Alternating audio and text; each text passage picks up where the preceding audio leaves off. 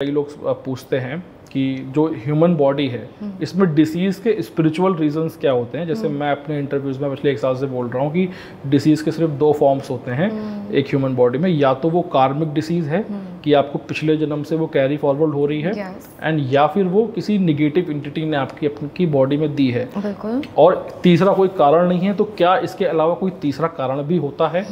जैसे कि for example एक चीज़ आप कुछ लोग ये बोल सकते हैं कि अगर आपके चक्रास इम्बैलेंस हैं, अगर आपका रूट चक्र इम्बैलेंस है या थ्रोट चक्र इम्बैलेंस है या क्राउन चक्र इम्बैलेंस है तो उसकी वजह से भी डिसीजेज होती हैं। बट क्या चक्रा, कर्मा और ये नेगेटिव एंटिटी, इनके अलावा और कोई भी आपकी नॉलेज में ऐसा कुछ है जिससे डिसीज कॉज होती है?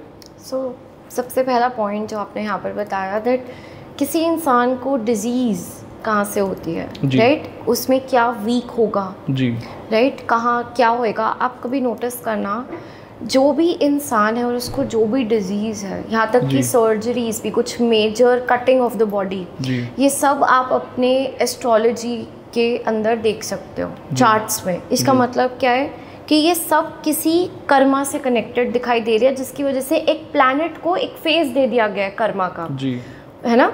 सो वो आपको जब वहाँ दिखाई दे रहा है, it's there in your charts, मतलब ये कुछ चलता हुआ आ रहा है, कुछ कैरी फॉरवर्ड होता हुआ आ रहा है साथ में। तो यस, डिजीजेस आर अ वे जिसके थ्रू आप अपने कर्म कट करते हो, क्योंकि आप सफ़र कर रहे हो किसी तरीके से, राइट?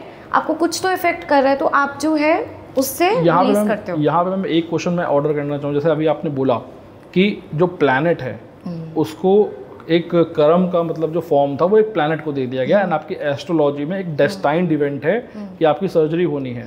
तो क्या प्लैनेट की जगह पे ऐसा भी हो सकता है कि किसी नेगेटिव एंटिटी ने आपको धक्का दिया, आपके कूल्हे में फ्रैक्चर हुआ and then you go for surgery, and astrology में लिखा था कि हाँ आपकी कूल्हे की सर्जरी होगी या there is some surgery. So medium चाहे कर्मा हो या नेगेटिव एंटिटी हो, astrology can predict your health condition.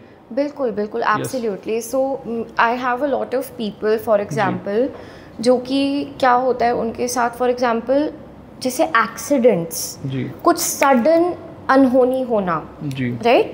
कुछ एकदम से डेवलप कर लेना जो कि मतलब आउट ऑफ नोवेयर है, राइट? ये होता है लोगों के साथ कि किसी नेगेटिव एंटिटी ने उन पे अटैक जो है किया, उसके कारण कुछ सडन अनहोनी होगी जिसकी वजह से उनको दिक्कत हो गई। तो ये भी देखने को मिलता है, एंड डेफिनेटली कर्मा से तो है ही ये चीज़ कनेक्टेड। तो ये दोनों ही चीज़ें बिल्कुल वैलिड है, बिल्कुल प्रेजेंट है।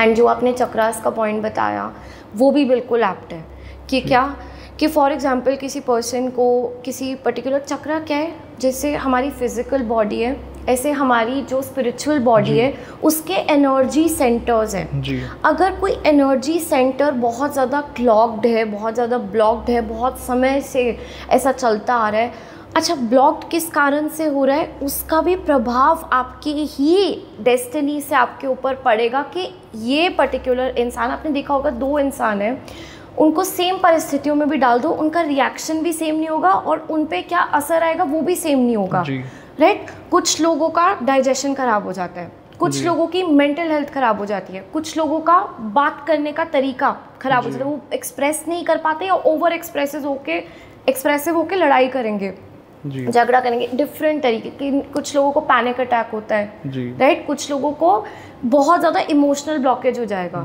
सो वो चक्रा कौन सा आपका इफ़ेक्ट करेगा, ये भी आपके कहीं ना कहीं कर्मों से कनेक्टेड होता है।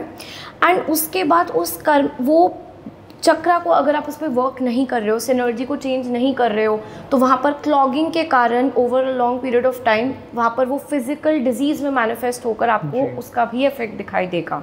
It is all connected, it is all interlinked, all of these things. मैंने कहीं पे सुना था मैम कि कहते हैं कि जितने भी लोग हार्ट पेशेंट हैं तो इनका हार्ट चक्र में प्रॉब्लम होती है, that is why they have that heart disease. बिल्कुल। सो क्या ये सही है? बिल्कुल सही है। मैंने आपको भी जैसे बताया, जैसे हम इस फिजिकल बॉडी को देख पाते हैं, बिल्कुल इसके अंदर हमारी सटल बॉडी होती है जिसकी जो एनर्जी पे काम करती है। तो अगर इस पॉइंट पे कोई इशू है तो वो पूरे अंदर तक ही इश्यूज जाएंगे।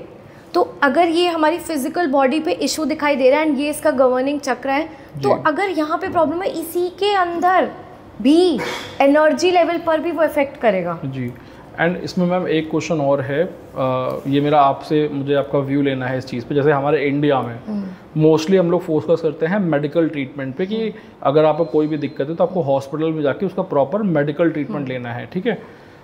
आपको नहीं लगता अगर जैसे कि जो हार्ट पेशेंट हैं या फिर जो मेंटली जो इल पेशेंट हैं जो कि मेंटल हॉस्पिटल में हैं, अगर उनको या हम चक्रा के बीज मंत्र का मेडिटेशन कराएं, हार्ट चक्र के लिए हार्ट का बीज मंत्र और आपका मेंटली के लिए क्राउन चक्र का बीज मंत्र, तो उनकी हेल्थ पे with medical and this kind of spiritual treatment और ज़्यादा अच्छा हो पाएगा। Absolutely. In fact, I have worked also in such places, right, along with doctors only for helping them with holistic healing.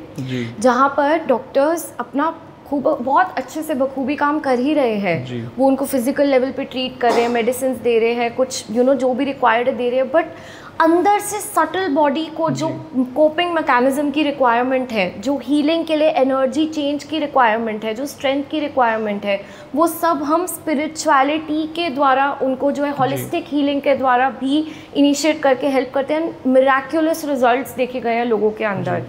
Even यहाँ तक कि मतलब भगवान का नाम लेने से, because that is the ultimate thing, भगवान का नाम जाप करना इज़ द अल्टीमेट थिंग, उससे भी जो हीलिंग प्रोवाइड हुई है लोगों को, जो शांति उनके मन में आई, जो ये सब चीज़ें जो सेटल डाउन हुई है, इट इज़ मिराक्युलस।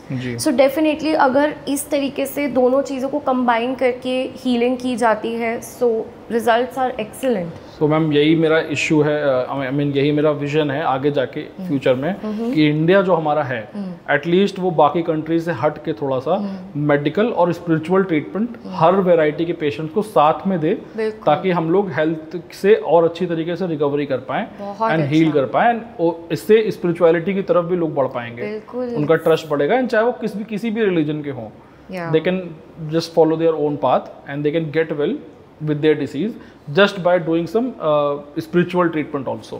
बहुत अच्छा है, it's a wonderful thought and I wish you all the best to take this forward also.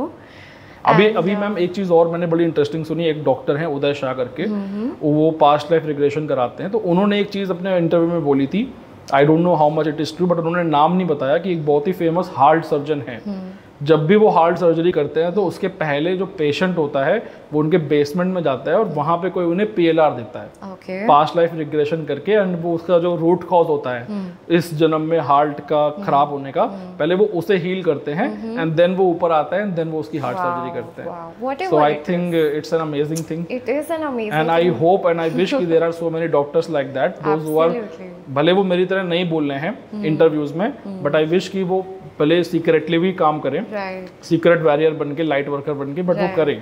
बिल्कुल। सी एट द एंड कितनी अच्छी थॉट है कि आप समझ रहे हो कि प्रॉब्लम सिर्फ फिजिकल नहीं है, कुछ इमोशनल है, कुछ पास्ट से कनेक्टेड है, आप किसी भी लेवल पर उसको हील करो तो आप हीलर ही हो, आप डॉक्टर ही हो, आप किसी को रिकवरी में मदद कर रहे हो तो आप वही हो, चाहे आप किसी भी माध्यम से करो। तो I think it's an excellent thing to do, and of course more and more people should apply this into their daily practices.